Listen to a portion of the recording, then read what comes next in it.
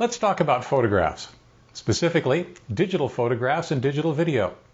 Hi everyone, Leo Notenboom here for AskLeo.com. It's interesting, it seems like everybody's got a camera these days. So many people have smartphones that have built-in cameras that pictures are being taken at an incredible rate.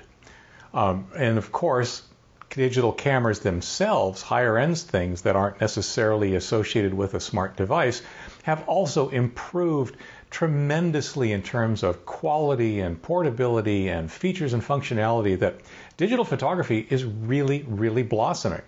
It's one of those things where years ago, many years ago, we would have to think about film and the cost of film and the cost of processing so that we'd be kind of reluctant to push the shutter release. In a case like this, today, we're taking pictures right and left because there is effectively no cost. Once you've got the device, all you're doing is spending bits, and they're free. You can take as many pictures as you like. The problem, of course, is that with digital photography, like digital so many other things, there's nothing that's going to lose data faster than a digital device. You do the wrong thing, you lose your camera, you erase accidentally a memory card or something like that, and everything that was on it is gone in a flash. Now, there's a subset of folks that are out there thinking that, well, that's why I want to stick with film, with real film. There's a problem with that. Remember my mantra, if it's in only one place, it's not backed up. With film, you have one and only one master copy of your photograph. That original film, be it a slide or a negative, is the master copy. You cannot duplicate it. Not identically. You can certainly make prints and do those kinds of things with it, but each one, almost by definition, is a little bit lossy. It's not quite the same quality as that original negative or that original slide. Contrast that with digital photography. Making a copy, making a truly identical copy, is child's play. You're literally just copying files from one place to another, and you have an identical master copy of the photograph or of the video that you're working with. So one of the things then that you can do with digital photography that, to be honest, you simply can't with film, is you can back up. That's one of the reasons that I harp on backing up. One of the reasons that I love digital photography is because I can back up. And as we'll see in a minute, I do. So one of the really common and heartbreaking stories that I hear at Ask Leo are these stories of loss, of digital loss of irreplaceable photographs. Remember, unlike documents which can be retyped or projects which can be rebuilt from scratch if need be, photographs by definition are snapshots in time. They cannot be taken again. That time will never happen again. Once a photograph is lost, it's lost forever. And like I said, I have some heartbreaking stories, some absolutely heartbreaking stories of people who have lost photographs that are truly important to them and truly irreplaceable.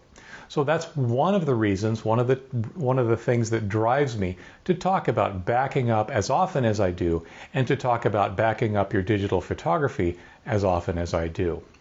Now, the reason this all came to mind for me is that this last weekend I hosted our 14th, actually, Pacific Northwest Corgi picnic. Now, I didn't take as many pictures as I wanted because, of course, I was busy hosting the event, but I did manage to take 120 pictures.